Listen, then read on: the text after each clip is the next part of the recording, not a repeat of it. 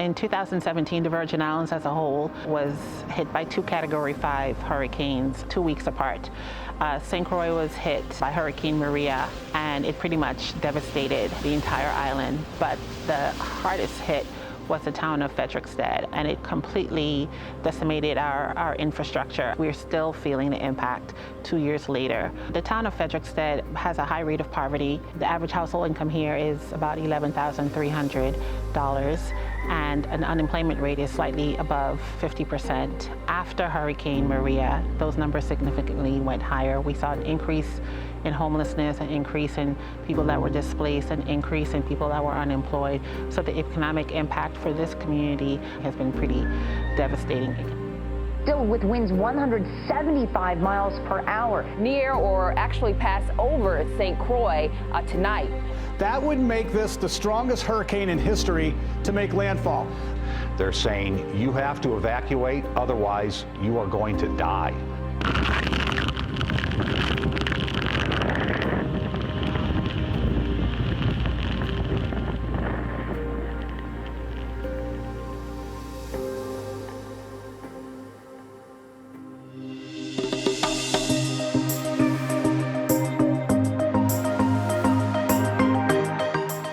About 5 years ago, I returned to my hometown, Frederiksted, where I was born and raised, and started this organization because Frederiksted was in a state of decline. And our mission and goal is to support the economic development and revitalization of the Frederiksted Historic District.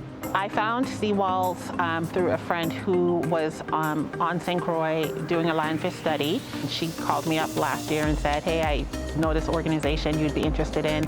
So I reached out to PangeaSeed, emailed, and said, I'm interested in partnering with you and having you here on St. Croix, and they said yes, and here we are. Over the past year and a half, we've been working with Virginia to organize Seawall St. Croix to really make this a meaningful project. It is the first large-scale seawalls activation to take place in the Caribbean, so we're extremely excited to be here on the island and be really painting for a purpose and fostering this new sense of ownership and pride for the island's marine natural resources. At PangeaSeed Foundation, we believe a drop of paint can create an ocean of change. And under that motto, we really want community members to get involved in this issue of ocean conservation. So often, it takes place in closed rooms, behind shut doors, in conference rooms, in privileged circles. So what we really want to do through the Seawalls Artists for Oceans program is bring this discourse into the community, make it democratic and open source, and get everyone's opinions heard.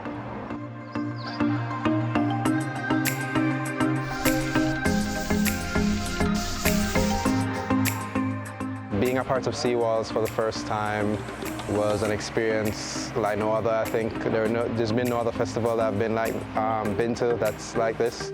It's different in the fact that I feel like there's a lot more drive behind having a message towards what we're doing. There's a lot more of an effort to be sustainable in what we do and how we paint, and kind of be reflective of the ideals that we put forward. All life on Earth is dependent on a healthy ocean, and yet it's something that we don't really think about on a daily basis in our busy lives. 99.9% of people don't dive and probably never will, so we need to be really creative in how we get people's attention around ocean issues, and doing things like murals and using art to communicate about ocean issues is one of the best ways we can possibly get attention. I think it's been a really special project because murals of this scale haven't happened in St. Croix before, and for a lot of us, we're so used to it now. We paint at this size all the time. We travel around doing it, so to be able to bring it to a really new location and have some of the first biggest works going up, it's exciting as artists to be able to do that, but then to see people's reactions and to see how it transforms their opinions and their idea of their own home as well.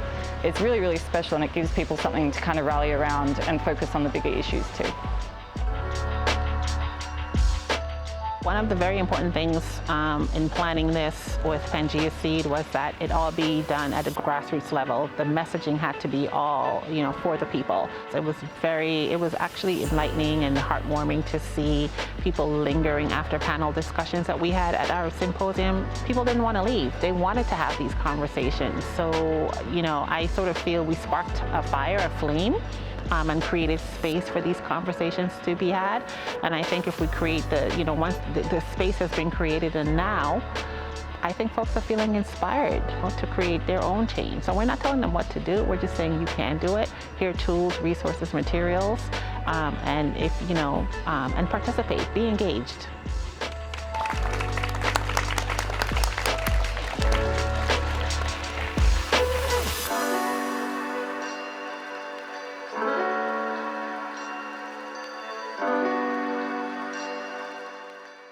Just to give you guys a little history, so this Buck Island was a marine reserve, became a marine reserve in 1948. Buck Island is an amazing place. It's where some of the last great elkhorn corals grow. These are huge structures, the size of cars. And we came down here before the hurricane and then after the hurricane. And on this trip, we went back to see what improvement there was to those elkhorn corals, which were really devastated by the hurricane activity. Unfortunately, we haven't seen as much of a rebound as we were hoping to see, but there are still some great corals there, some of the last great surviving corals in the Caribbean.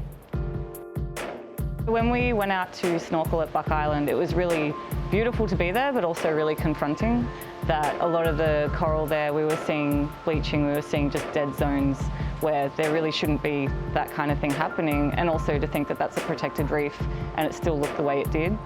So it really hit me, and it was something that it's hard to paint about, and you don't want to be negative, but you do need to be aware.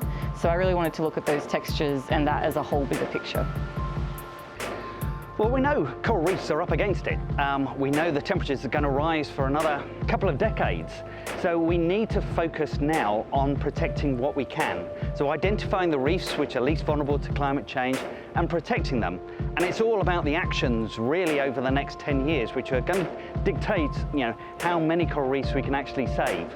So what we're hoping is to raise as much awareness, especially in 2020, which is a critical year for setting conservation targets by international community. And so that's why being places like this, raising awareness and using creativity to capture global attention is so important.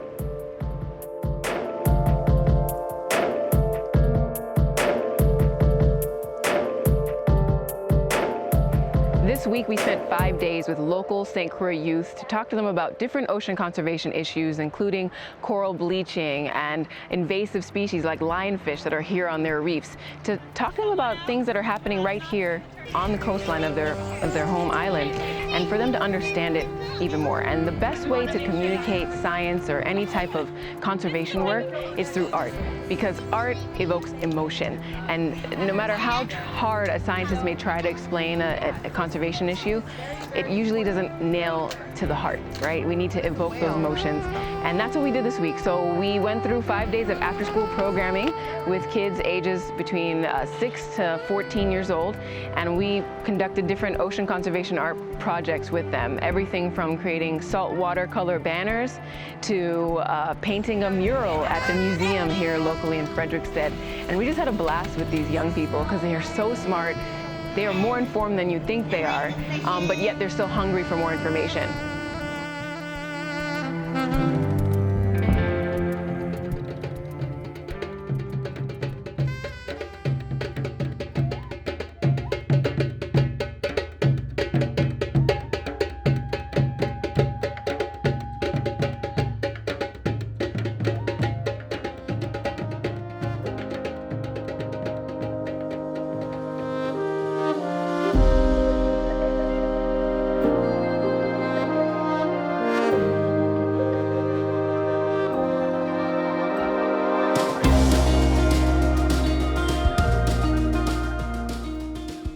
My greatest hope for our oceans and future generations is that we will mend the wound between humans and nature, that we'll find our connection again, and that we'll give our planet time to heal, because that is what's needed right now.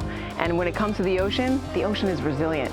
I know it, I believe it, and I think if we just give it time and space, things will come back. Maybe not as we knew it before, but it'll come back better and stronger.